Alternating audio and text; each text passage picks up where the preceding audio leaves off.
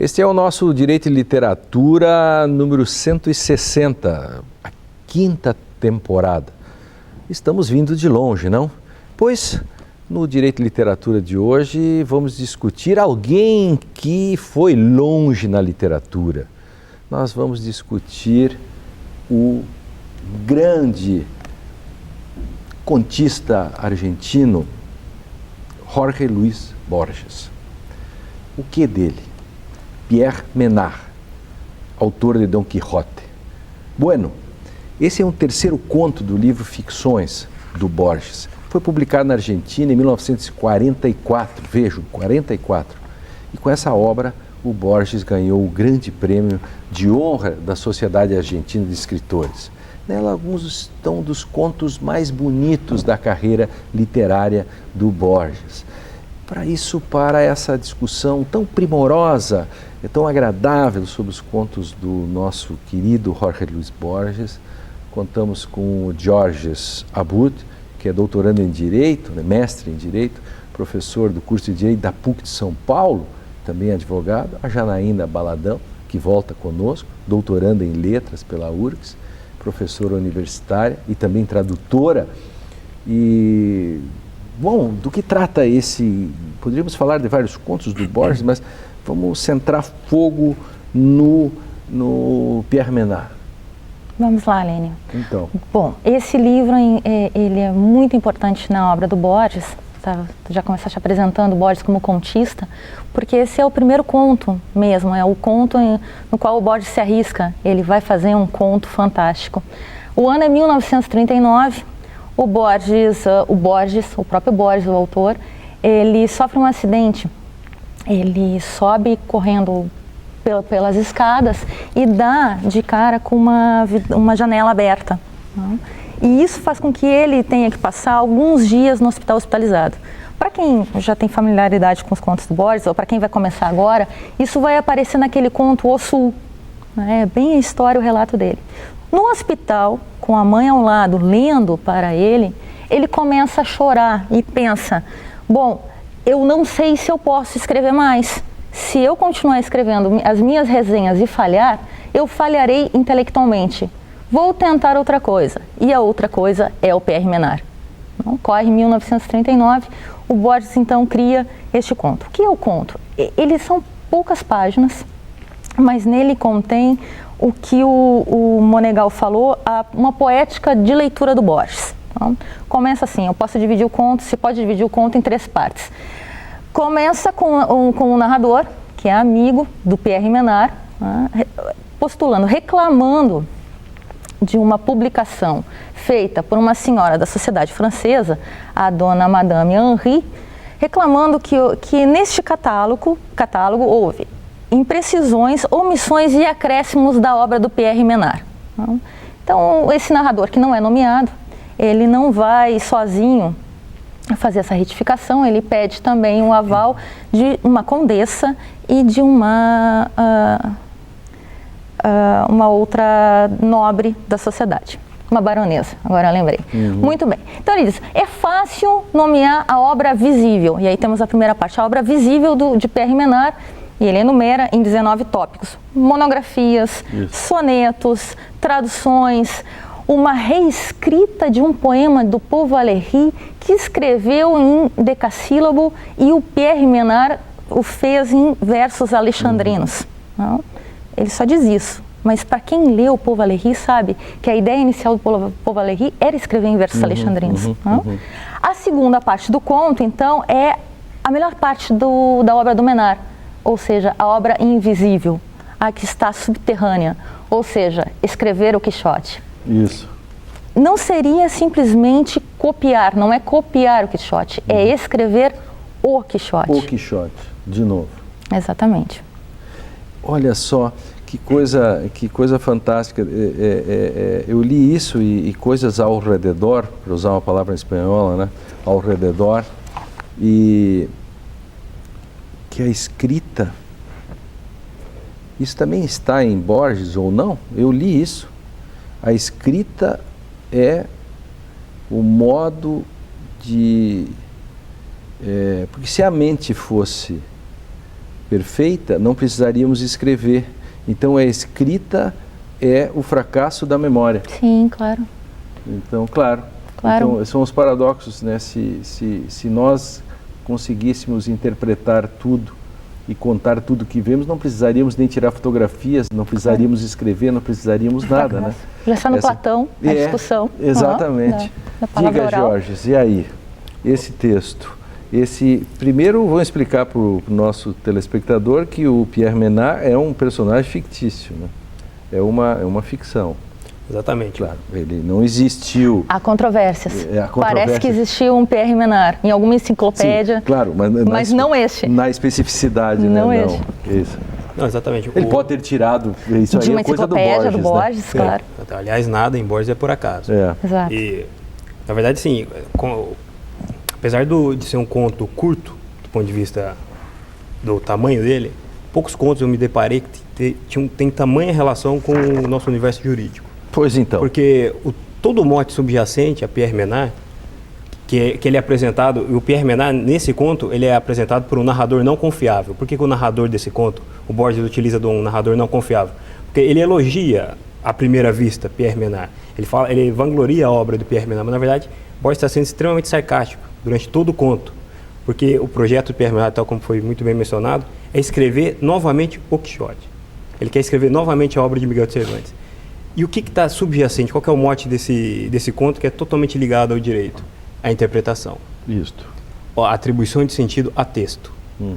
Ou seja... Texto e norma. Texto e norma, que é o que a gente trabalha. Uhum. Tanto que é um texto, esse conto eu me deparei com ele, principalmente quando eu estava estudando a questão e escrevendo a respeito de pós-positivismo e interpretação jurídica. Porque qual que é a ideia de Menard? Ele imagina que ele poderia, e ele fala o método que ele alcançaria para poder fazer, ele fala que bastaria ele viver as experiências e a memória que teria tido Miguel de Cervantes, e ele reescreveria de maneira idêntica Pierre Menard. Ou seja, o Menard é uma pessoa que acredita na possibilidade de descobertas de sentidos que não são influenciados pela história. Ou seja, ele acredita que existe uma verdade universal em alguns textos, em todos os textos, na verdade, que ele pode ser relidos independentemente do momento histórico. Ou seja, existiria uma descoberta de uma verdade em algo que é acessível por alguma maneira. E ele dá o método dele aqui, que é o que o Borges critica. É o que a gente tem no direito, o originalismo que a gente tem no direito, que é a vontade da lei, vontade do legislador, ou interpretação autêntica. É como se o sujeito pudesse se transportar no momento de quem escreveu, apagar o tempo, sequestrar o tempo. Por isso que o direito é cronofóbico, né? A dogmática jurídica, o direito é cronofóbico, odeia o tempo. Não, claro, por isso que os dogmas só se formam pelo sequestro do tempo. E aí, dizer como se lá estivesse. E aqui quando eu mencionei que nada em Borges é por acaso, porque contra isso, o direito, provavelmente você e vários outros autores, trabalham com a ideia de trazer a história para o tempo, claro. Ou seja, trazer a história na interpretação. Não há interpretação deslocada do momento histórico. E o momento de maior sarcasmo, na minha opinião, do conto, é quando se transcreve uma passagem do original, do Don Quixote original de Cervantes, e depois se coloca novamente essa mesma passagem, ipsis literis. Vamos ver a passagem? Vamos ver a passagem. Já que estamos falando disso. Vamos ver a passagem, então. Então, a passagem do texto do Pierre Menard, quando Pierre Menard decide, ele não vai ser o Cervantes. Lhe pareceu muito fácil ser o Cervantes. Ele quer chegar ao Quixote por meio das suas próprias experiências. Ele, um homem francês, ele não é espanhol, ele é um estrangeiro, ele vai escrever o Quixote levando em consideração algumas leituras feitas anteriormente. Então, o trecho do Don Quixote é o seguinte: La verdad, cuya madre es la historia, émula del tiempo, depósito de las acciones, testigo de lo pasado, ejemplo y aviso de lo presente, advertência de lo porvenir. Ou seja, a verdade, cuja mãe é a história, êmula do tempo, depósito das ações, testemunha do passado, exemplo e aviso do presente, advertência do porvir. Nós vamos para o conto. Isso. E é tal e qual. Leio só a primeira frase. As mesmas vírgulas no mesmo lugar. La verdad, cuja madre é la historia, émula del tiempo, depósito de las acciones. Mas, para o narrador que nos conta, verbalmente são iguais. Porém, a passagem feita pelo Menard é muito mais rica, muito mais ambígua, porque se trata de um texto de um francês escrevendo em espanhol. E aí tem se me permitem, tem uma passagem numa entrevista que o Borges fez para a televisão A Fondo, do famoso Soler Serrano, em 1976, que o Borges diz assim, que também é uma questão do conto. Por que o Quixote? Por que o Menard escolheu o Quixote? O Borges, explicando sobre literatura, disse, bom, se formos pensar na Espanha, a Espanha tem Cervantes. Se for pensar na Inglaterra, Shakespeare. A Alemanha, Goethe. Agora a França, se pensamos palavras do Borges em Hugo, não basta. Voltaire também não. Flaubert também não. Então o Quixote, o Cervantes, vem a ser também essa complementação dessa literatura francesa que não tem um só nome, como teriam as outras. Para quem está ligando agora, nós estamos discutindo um conto da obra Ficções, do Jorge Luis Borges, né, que se chama Pierre Menard, o autor de Dom Quixote, quer dizer, Dom Quixote de Pierre Menard. É um personagem fictício, enfim, que o Borges traz para fazer um conto. Eu faço essa discussão aqui com a Janaína Baladão e o Jorge Zabut. Olha, Jorge, tem uma questão que me intriga nesse texto, e também serve para a Janaína a pergunta para vocês, que é o seguinte, um pouco daquilo no direito a gente chama de falácia de autoridade. Uma coisa é a mesma frase, há vários modos de trabalhar isso que o Borges está dizendo, né? Eu posso trabalhar isso com Wittgenstein 1 e Wittgenstein 2, a questão do contexto. Quer dizer, por exemplo, se eu tenho uma lei que diz é proibido usar, é proibido topless na praia, ela tem um sentido na praia de Ipanema e outro sentido na praia de nudismo. É o mesmo texto com interpretações diferentes. Mas uma das questões importantes é, por exemplo, alguns livros que, se fossem trazidos à baila, sem o título, sem o autor, eles teriam tido o mesmo sucesso de o mesmo livro, com as mesmas letras, com as mesmas vírgulas, se colocasse o nome de outra pessoa? Não, com certeza. É uma questão também que suscita, claro, que suscita... E me parece que está a crítica também do Borges, claro, aqui. Claro. Mas é justamente essa... E no direito isso é fortíssimo, porque é de quem diz e não o que diz. Isso, porque é onde vira aquela ideia. Quando eu estava falando daquela questão do sarcasmo do Borges, Beatriz Sarlo, que é uma especialista em Borges, ela destaca justamente essa passagem da história. E essa passagem, ela coloca assim, Borges cita duas passagens idênticas. Sim. E fala que a segunda é melhor. E ela fala que ela identifica um momento de grande sarcasmo de Borges ali. Porque justamente ele pensou uma frase de Don Quixote, não de forma aleatória, quando ele menciona a mãe da verdade é a história. Porque ele está querendo introduzir a história na interpretação da questão. Porque está dizendo, o fato de eu repetir literalmente algo não quer dizer que necessariamente ele tenha a mesma interpretação. E aí ele critica, ele elogia Menard, mas na verdade ele está criticando isso. É onde está o ponto de sarcasmo dele.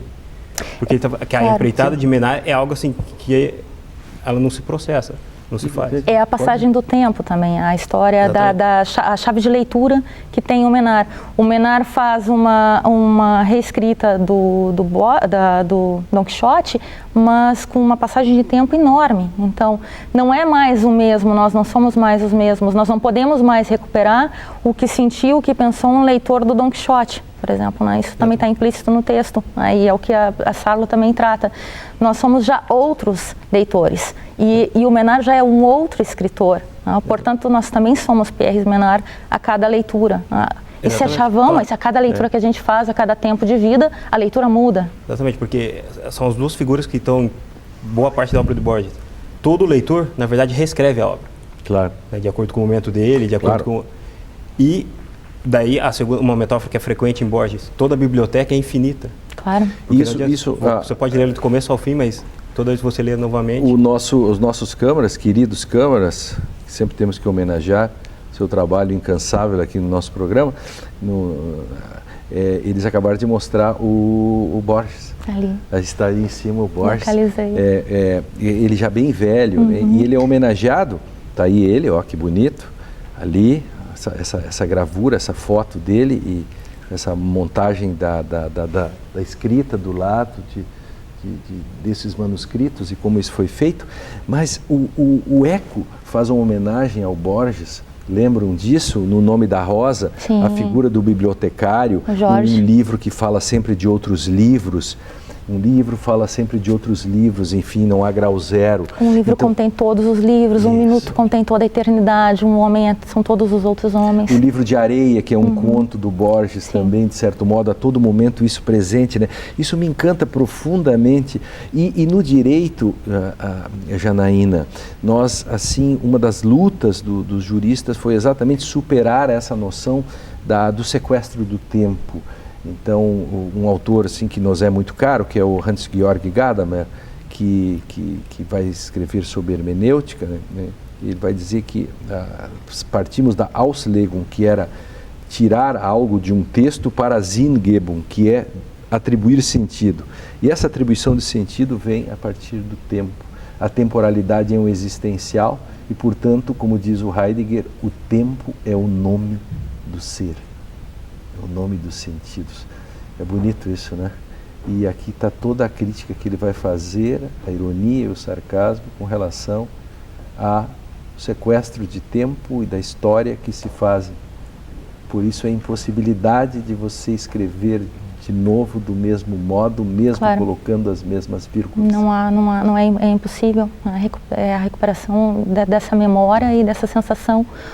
A partir desse segundo texto, do texto do Menard, a baronesa, a condessa fazem críticas. Uma delas, por exemplo, vê Nietzsche, vê aspectos de Nietzsche. A outra vê que o autor fica muito preso à psicologia do herói, que é o Quixote, claro. Um outro acha que é a transcrição.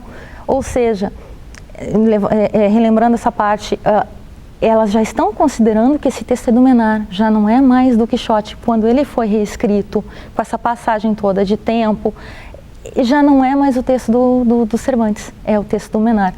O Borges leu Dom Quixote quando era muito novo, ele não tinha 10 anos. E ele leu em inglês, porque o pai tinha uma vasta biblioteca. Ele leu em inglês, ele se encantou pela edição escrita em inglês. E ele fala em um ensaio autobiográfico que ele escreve lá pelos anos 70, que quando ele foi ler realmente o Quixote em espanhol, ele achou uma má versão, que não era uma versão muito boa, que o bom mesmo era em inglês. Claro. Então, a leitura muda. Claro. O tempo faz a leitura, a percepção mudar. Mas,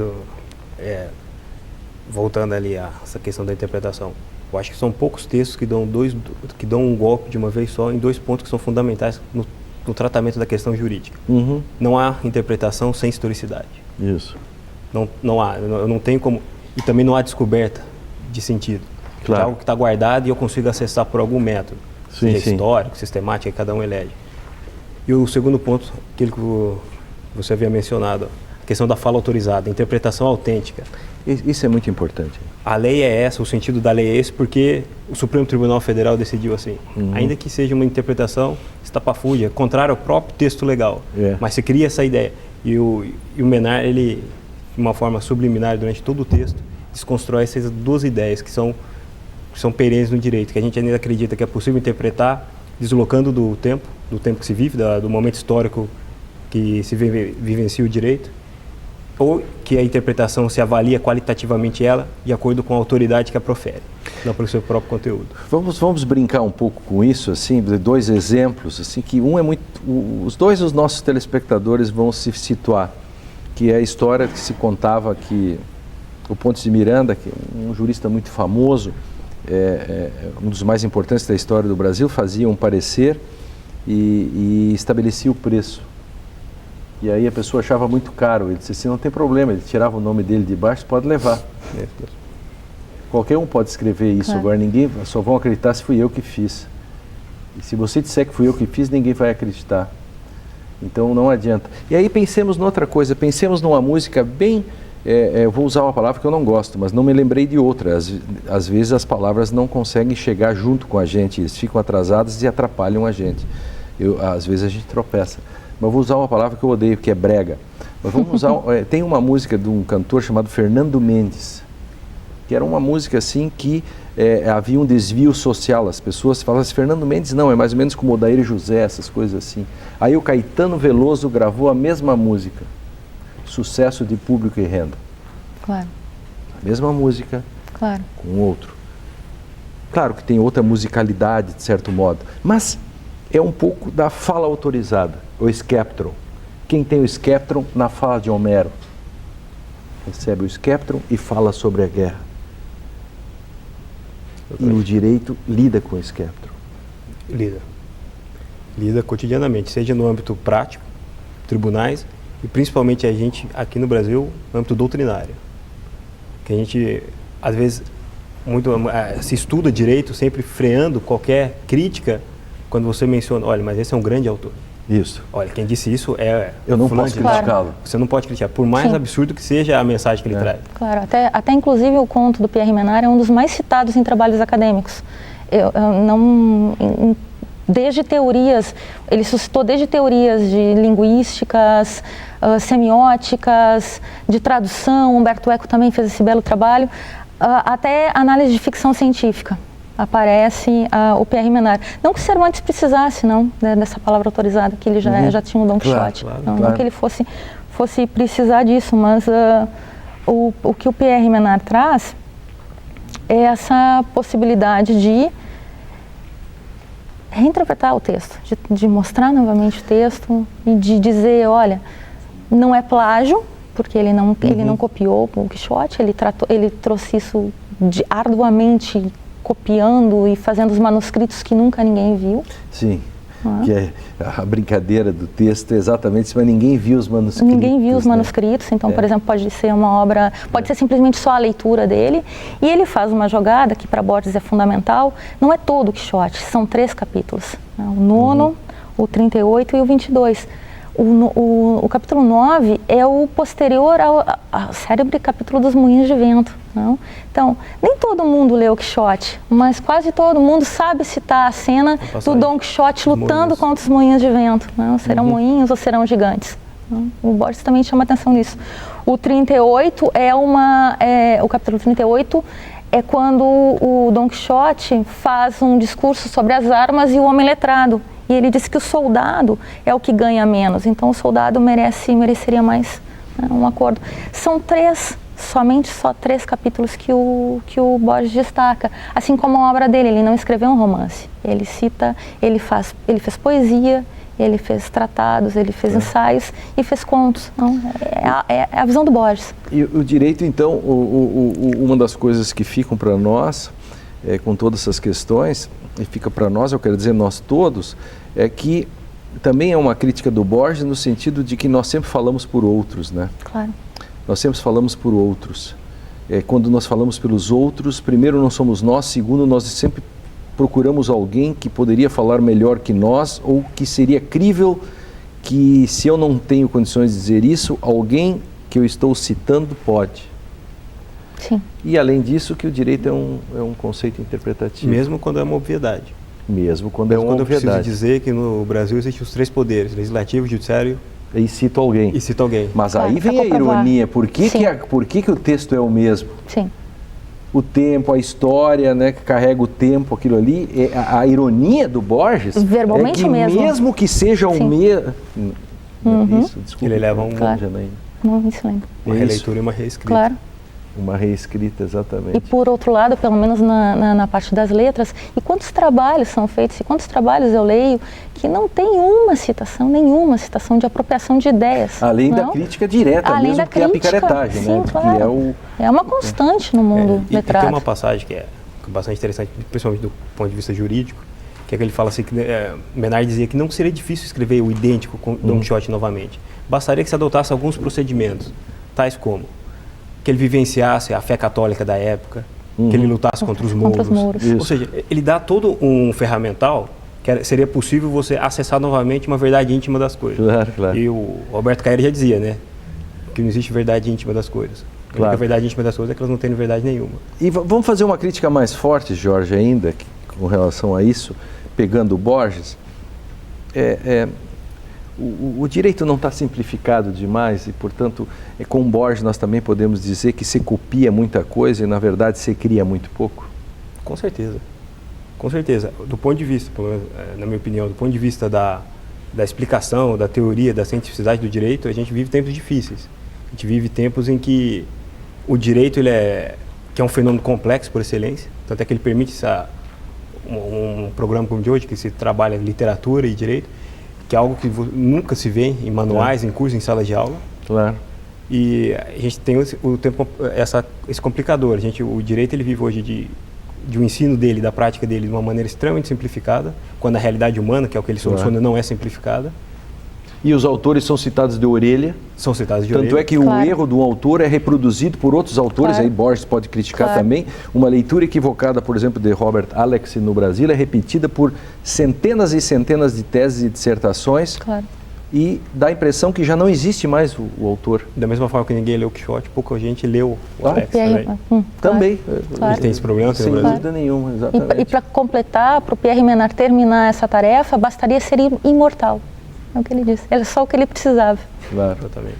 Então, é um texto fundamental, não só ele, todo o livro, né? Nós podíamos até falar de outros textos interessantes que tem aqui no Ficções, né? Mas eu acho que simbolicamente está bem escolhido o Pierre Menard, porque o seu caráter de transcendência, né? Claro, se o Harold Bloom disse que o Quixote é o romance moderno, com o Pierre Menard nós temos também esse texto fundacional do conto fantástico do Borges, que se lê essa poética da leitura. E nós podemos fazer a grande crítica sobre o direito naquilo que ele é na nossa contemporaneidade. Sim, a gente havia mencionado, se o direito é, antes de tudo, uma interpretação de algo, tudo que se analisa sobre direito e se explica e se pratica passa por uma ideia de interpretação, passa por uma ideia de uma interpretação crítica, vamos dizer, uma interpretação que conteste o que é dado costumeiramente.